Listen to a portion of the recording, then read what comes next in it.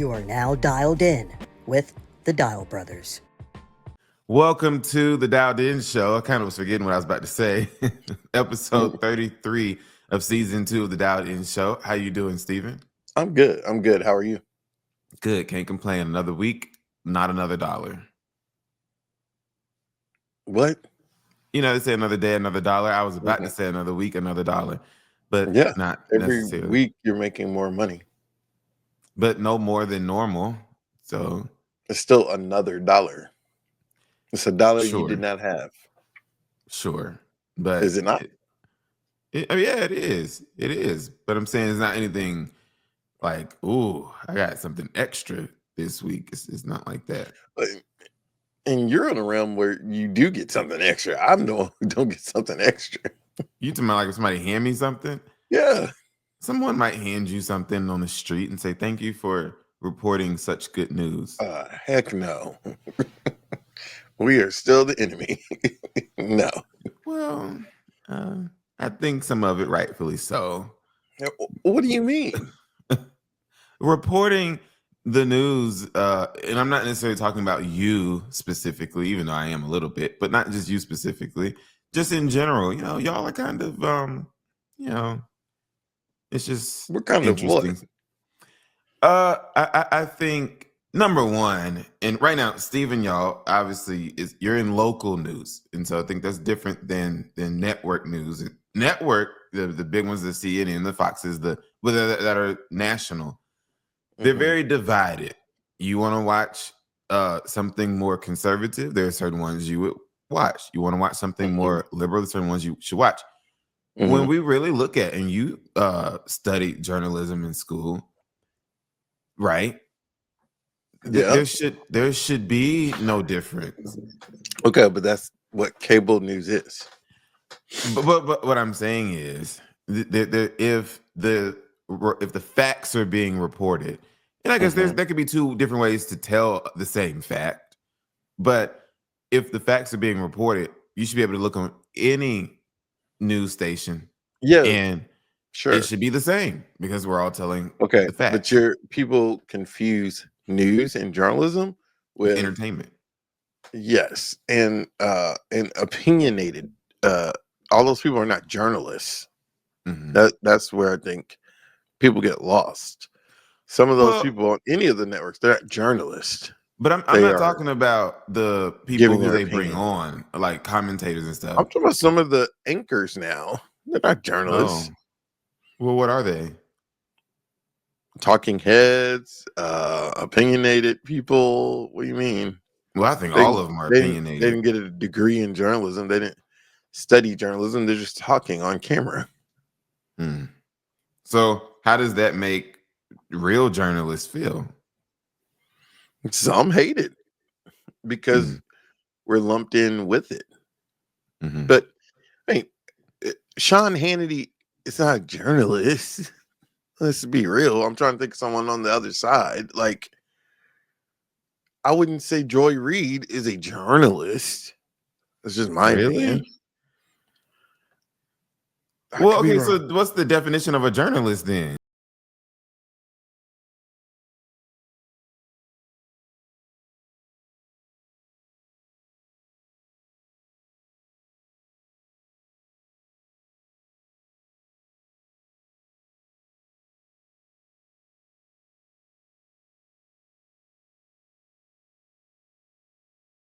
Someone would say, and you could give the same excuse for what's the guy on Good Morning America with Robin Roberts, George Stephanopoulos. Right. Like someone. Okay, well, I'm saying, like I was about to say, like Simone Sanders worked for a campaign. That's showing your bias, and then now you're on TV giving the news. Like that's kind of taboo. Like because you're not supposed to quote show that you have a side. So if she just worked for a campaign and now you're on air trying to non-biasedly deliver the news, people are going to look at you different. George Stephanopoulos used to be press secretary for a Democrat president. So some would say, oh, well, he's always going to have a Democrat slant because that was his background before this. So I mean, we've evolved so much in news. That's why you hear the word news more than journalism. It's Mhm. news. It's not journalism. You would be a good politician because you have not answered my question that I've asked multiple times. How did I not answer the question? I kept People saying, on "Well, TV giving their opinion is not a journalist. you tell me what is not." I said, "So what is a journalist?" Someone who's just giving you the facts With without a slant no, involved. I think even on local news, you all because you are in local news. I think even sometimes y'all facial expressions, the way you respond to things, uh, What it are you? it shows. Oh, you know which side he's on. He's What do you mean? What do you mean? Give an example, not a name. An example. I What would did have you to try and see on find one of Channel your 2 clips. or Fox 5? I'm talking, what did you see last week in Atlanta that you were Mhm. like, oh, they were biased? It's normally only when it comes to, which I guess this is what we're talking about. When it comes to politics, you can Mhm. just tell. It's like Well, I um get notes on both sides. For when I do politics, I get notes from Democrats pissed at something I say. I get notes from Republicans. That tells me I'm doing the right thing. If both sides think I'm leaning one way, how both sides think you leaning one way? Like, that yeah, doesn't make sense. yeah. That's true. That's true. It's and you can't please everybody. No, So no, you so cannot. I it's mean, hard. It's hard to defense. if I had thin skin, the emails that I get, the social media comments, like, it's so funny. I used to care about that stuff. Now I'm like, I laugh. It's funny to me. Like, Mm. it's like, oh, you're the worst, but you keep watching. So, okay. And it's only because you or they feel as if you're not saying what you should be saying. Right. They Right. you're not picking their So, side. someone last week said, well, one person said I'm the worst political reporter ever. And then someone else said, oh, someone else commented on my Jasmine Crockett interview, I think, Mm, and said, y'all, you only, specifically me, you only talk to Democrats. And I was like, mm, I've talked to so many Republicans. Like, mm, Texas is run by Republicans. I've talked to the governor and Ted Cruz and John Cornyn and all these. So I'm like, you have no context. You see an mm, interview with a Democrat, you're like, all you do is talk to Democrats. That's not true. mm. Hell, That we ain't that got that many. that hit me a little bit. You the worst political reporter ever. Like, dang. I laughed so hard when I saw that. And then I posted it on my Instagram story. And, you know, when you have a good community around you, I mean, all my friends were messaging me saying, we need to find Cindy. I was gonna say, do you respond to these people or no? I used to know. No. Oh, that one I responded with what I screenshot and put on my Instagram story. It was just Mm, responded with a GIF, but yeah. it No. used to Well, hurt. Now I'm like, because okay. you're just doing your job. You're just doing your job. But I The funny think thing is the consistent criticisms, because like, oh, I'm not gonna watch your station anymore, and then a month later, you're still watching and you send a comment. So it's like, I thought mm, you weren't gonna watch anymore. yeah. And unless somebody dies, something major happens, Mhm. most people for the majority of their lives watch the same station. Yeah, You it's kind of cult like, and then a lot of people, you know, you grew up in a house watching certain stations, so when you become an adult, and so yeah. some stations it's hard as heck because you continuing to suck in the ratings, because you can't turn it over. Mm, Yeah, yeah. But luckily, I'm at a station where people grew up watching, and mm, they still watch, yeah. and some of the people they grew up watching are still on. And so, Yeah. yeah. It's funny. Before we got on this morning, uh it's this person on Instagram, and she makes funny videos, and she said you can tell how young somebody is nowadays by the name of their grandmother, and said, yeah, your grandma named Toya. Said, what in the world? You got a young grandma named Toya? Your grandma name's supposed Oh to be yeah. Geraldine or Bernadette, Barbara, Oh man. Well, our grandmother's names are from a certain Idella. generation. Whew. Yeah. Idella and Frida. Yeah, yeah. But they're all dead. So it's like they're talking about these kids now who grandmas are 40. Well, that's crazy. If your grandmother's 40, that's the math in that Is is your somebody grandma can't be 40? yes, it can. Well, think about it. And really, you could be 40 Yeah. and it not even be that bad of an age. If you had a child at 18, by the time that child is 18, you're 30. I don't do math, so And I normally can do math faster than that. 20 plus 12, 30. Wait a minute. You messing me up. 20 plus 12, 32? That's not you have a right. calculator on your That's not phone. right. 18 is You have a calculator on your phone. 6. Oh, I know why it's not right. 'Cause I'm doing the wrong math. 8 plus 8 is, yes, 36, I think. Because 8 plus 8 is 16, 20, 36. So you're 36, your child's 18. And then let's say they have a child at 18. Then that child becomes 4, you're 40. So it's possible.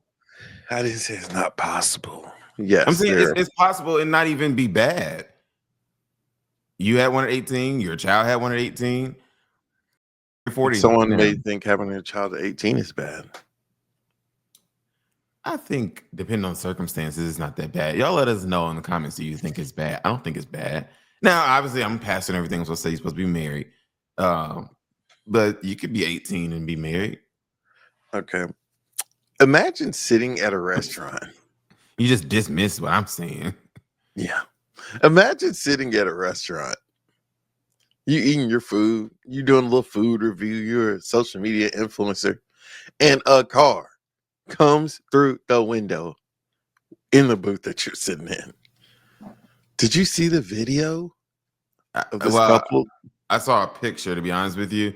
It was trying to play an ad, and I didn't feel like watching the ad. And so I didn't watch the You need video. to click it and watch But it. I saw a still shot of it, and I Click got the it and gist watch of it. So it was in Texas, of course. Everything is in Texas. So this couple, they're influencers, and they were at a Houston restaurant, and a car came crashing through, and they just happened to be recording because they were recording them trying different food. I said, "You watch it. What you putting it on screen for? I could have did that in post." But you can still do it. Oh no. No, they were taken to the hospital, but they were not seriously injured. I would have just stayed on the ground. Oh yeah. And then, I mean, this TMZ. I gotta look other sources, but it looks like that person wasn't ticketed. It was maybe an accident. They didn't say medical emergency, but yeah. Oh yeah, I for sure would have been laid out on the floor. Oh yeah. My camera was rolling. I would just stayed on the ground. Just stayed on the ground. But then it would have just been your luck that they didn't have no insurance or something. Then you did all that for no reason. But I seriously, even before watching this, well, obviously I just watched it this morning. I haven't been to a restaurant. I seriously, sometimes when I'm in certain restaurants, I pay attention, especially depending on where I'm sit. I pay attention to whether or not they have those like pole things in front of the restaurant, or especially, sometimes I guess like them, you sit in some places by the restaurant and you're right by the parking lot. Oh yeah. And it's like, do they have those things to stop cars, especially even restaurants where you sit outside? To stop cars. Yeah. So that's why I'm like, and I do sometimes, some people, they think they put it in reverse and it's in drive. And oh, yeah, I've done that several times. Oh wow. I always catch myself, but I do that all the time. It's you're just not thinking. Then you're like, whoa, this is not the direction I'm supposed to be going in. But and obviously it wasn't the restaurant's fault. So I was about to say they should have gotten their food for free, but the restaurant probably said that wasn't our fault. I think if I was a manager or something, though, I would have given their food for free. Well, I don't think they would want to stay in there to eat after that. And how do we know they didn't already get their food? Oh, they did get their food. Oh, you're saying they didn't check out yet? Maybe. Yeah. Yeah, I would just be like, you know what, y'all don't even worry about it. Oh yeah, I wouldn't pay for my food. But people got to be careful out here. You never know. Mm. We've Never been know. doing so many stories on cars and houses and stuff. It's just you showed me a car into a house. Yeah, across the street. It's been happening lately. And I knew that was going to happen. The neighborhood they built across the street is houses right at the bottom of this curve that people drive around. And I just knew, I said, oh, people are going to go down this hill. And they have been. Yeah, I don't know. They should have done it because it's dangerous, especially if somebody's speeding or intoxicated or something like that. Yeah. You just in your house sleep or whatever, and then that gum car comes through the house. It's crazy. All right. Uber is trying something different to try to make their female customers maybe feel more comfortable. Uber is piloting a new option for its US app that will allow female passengers to request women drivers. It's coming after the company has long grappled with preventing sexual assaults on its platform. The feature, called Women Preferences, will launch in a pilot stage in Los Angeles, San Francisco, and Detroit in the next few weeks. Uber announced it a couple of days ago. What do you think? Overall, cool, good, great. I think it's a positive thing overall. I've got a couple small, hesitations with it, but overall, I think it's great. It says that they've already done this in 40 other countries, and I read the article you sent. To me, this part of it shows how the United States, the greatest country, and I do believe we're the greatest country, but the greatest country in the world. Why are you just now doing it here? Why did you do it in 40 other states? And so it kind of speaks to our mess here in the United States. That's one issue that I kind of have with it, which isn't Uber's fault per se. It's just our And apparently culture, society. Lyft already does it. Or Yeah. So that was one thing. Other thing, I don't blame them. I think it's great. Heck, I wish I could pick woman only. Sometimes I think everybody, and this is stereotyping, but I think everybody to a certain extent would feel safer with a woman driving than a man. What do you mean? The same reason they doing it is you just almost that not that these women drivers are mothers, but you just, I think anybody, you naturally feel safer in the presence of a woman that's a stranger than you do a man that's a stranger. And you think you're gonna get robbed? You don't know what people are gonna do to you. But yeah. It's but I'm happy that the women will have that option. Now here's the only other thing. We'll see if they follow through on it. They're just doing a pilot right now. Right, and this is what I was about to say. Here's the only other thing though. I think you're about to see a major decrease in the amount of rides that male drivers get because all of them are going to want a woman. I'm talking about the female passengers. I think women are going to eat this up, and rightfully so. I don't think they're wrong for wanting a female driver. Like I said, hell, I would want one. It's just you. Now, not to say that something can't happen to you, from a female driver, but it's interesting. I wonder if it'll take off here. It said Lyft already has it. I've never heard of that. Well, I think too. Now, I also think what could get confusing. Two things. One, how are you verifying? And I don't remember when you sign up as a passenger, as a rider, you don't have to submit your driver's license. I don't think. I know the drivers do, but I don't think you do as a passenger. Where I'm going with that is, you still say who you are.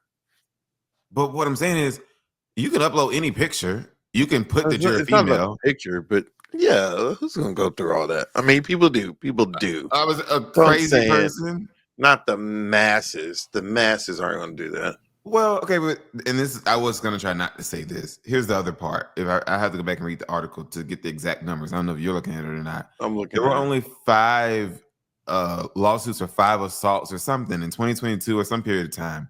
Out of all of the thousands and thousands, if not millions of rides, there was only 5 assaults. So really, we're talking about a very five. Oh, hold on. So it says sexual assault has been a problem for Uber for years. Nearly 6,000 sexual assaults reports were made from 2017 to 2018, according to Uber.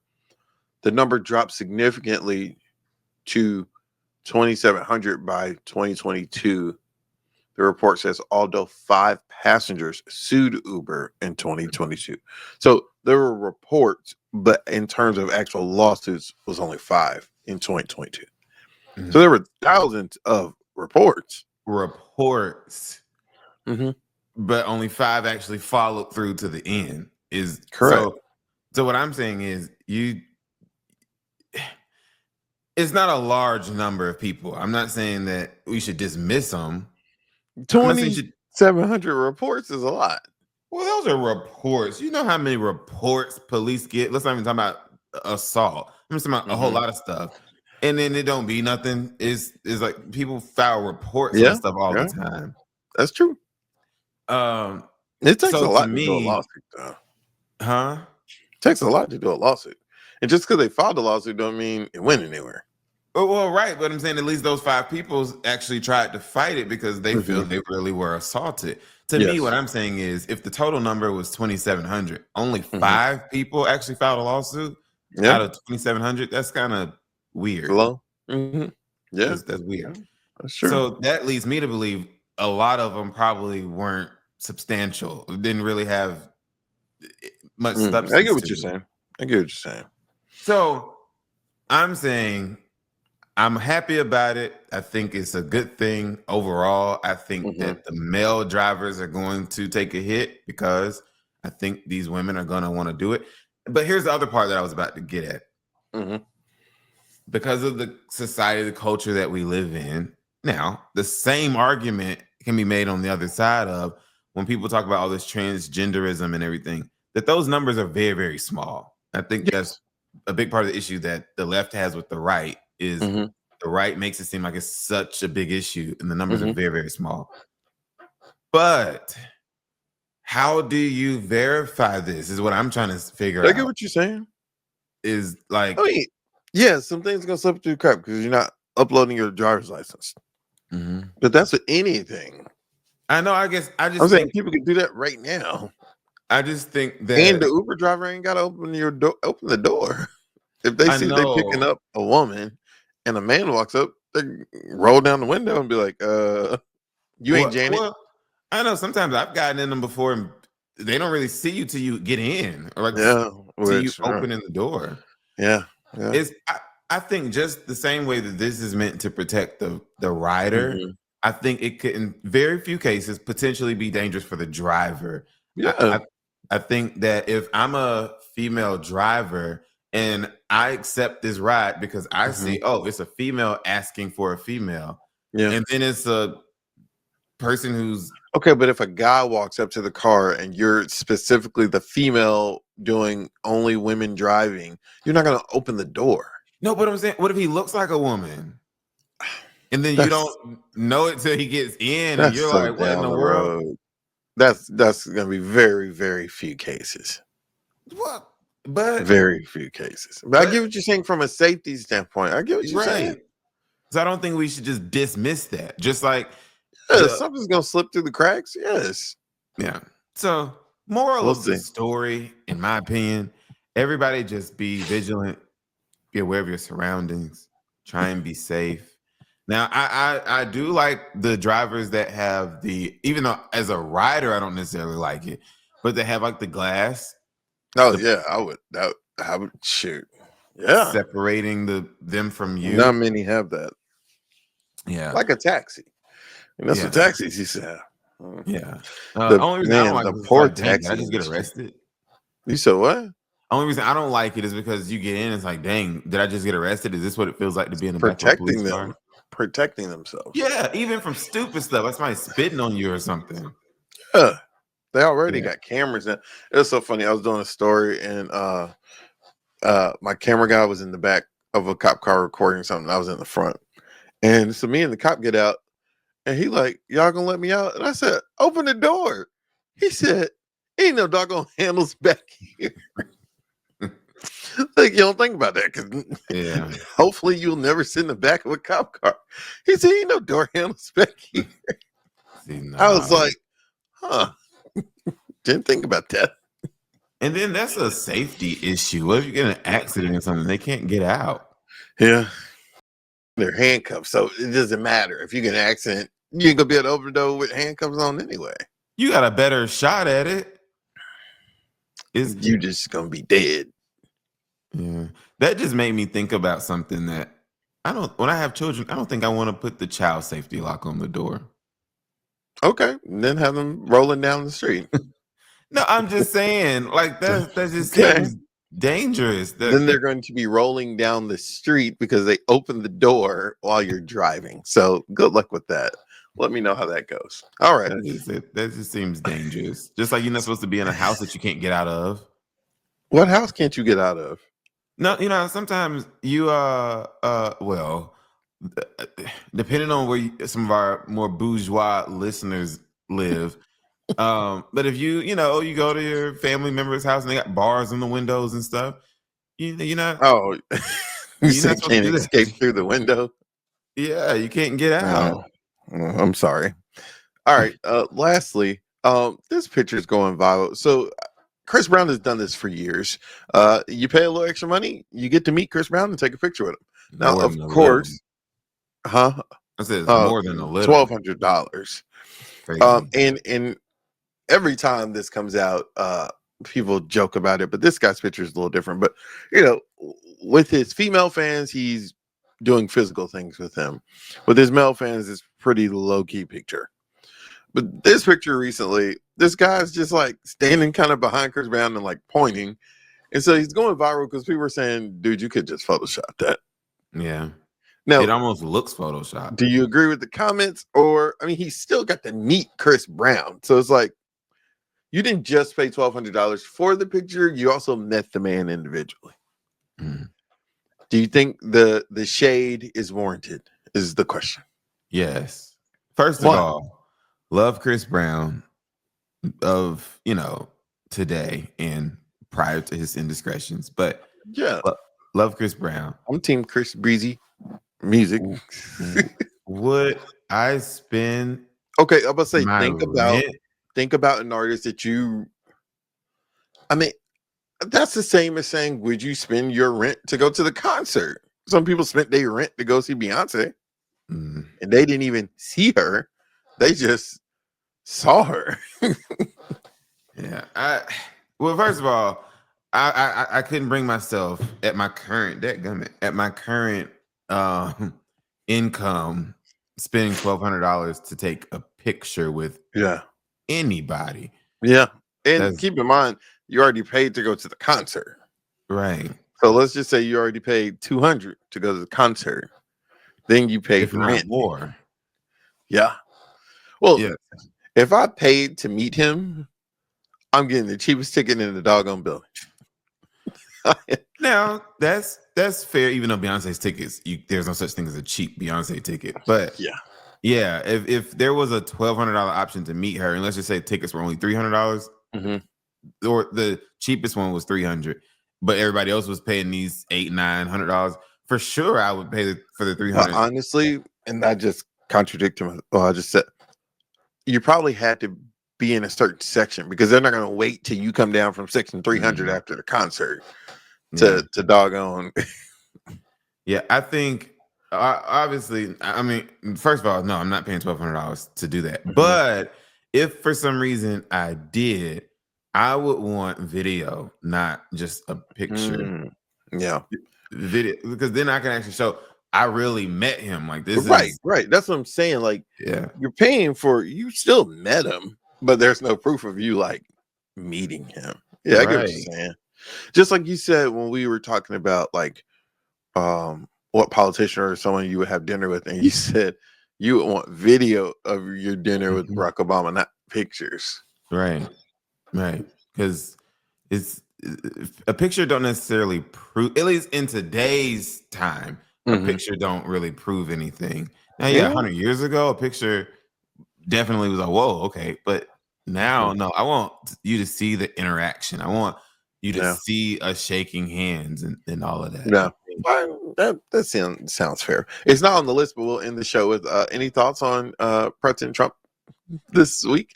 He met with Zelensky. There was not drama.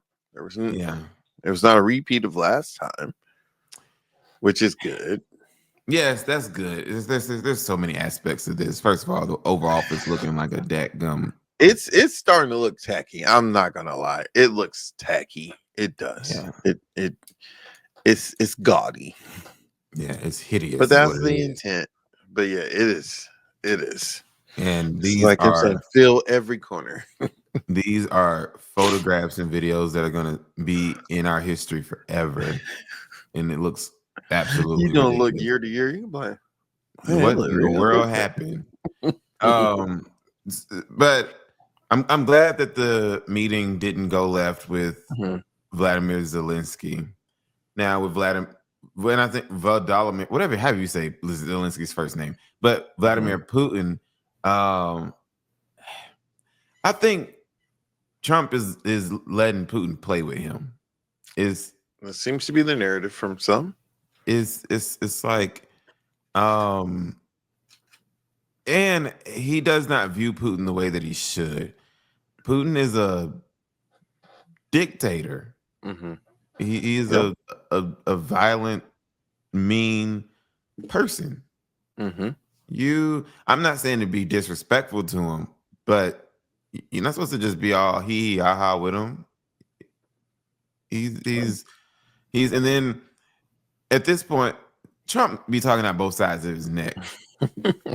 Because at one point you saying that you don't have anything to do with this isn't your fight, blah blah blah. But then on the other hand, you talking about you trying to save all the people whose lives are being lost. He's trying to get his Nobel Peace Prize, man. He's trying to get a Nobel Peace Prize. Man. And what happened to this was going to be finished in 24 hours? You was going to be able to do this before you even got sworn in. Yeah, people don't talk about that part. Putin don't care nothing about you, Donald. Like it's crazy. And so then he's saying that they're going to support Ukraine, but it's not going to be through NATO because that just isn't going to happen. That just can't happen. I think at the end of the day, there's always going to be war. As me and you talked about the other day, there's wars that people don't even talk about that are taking place right now in Africa. Yeah. It's a fact. Safe place to be is just in Georgia. I mean, the United States. You saying Georgia? I don't know. well, it is. I mean, compared to other places around the world, the United States is a safe. Now, really, statistically, it kind of isn't. When you look at, we got more murders and stuff. Yeah, when you look at crime, violent crime, and stuff like that, United States is a very dangerous place. It's got knives. Yeah. All right, guys. Well, this show was kind of boring to me. I was thinking the same thing, but thank you guys for listening. Hopefully, we'll do a better job next week. We'll see you same time, same place. Bye-bye.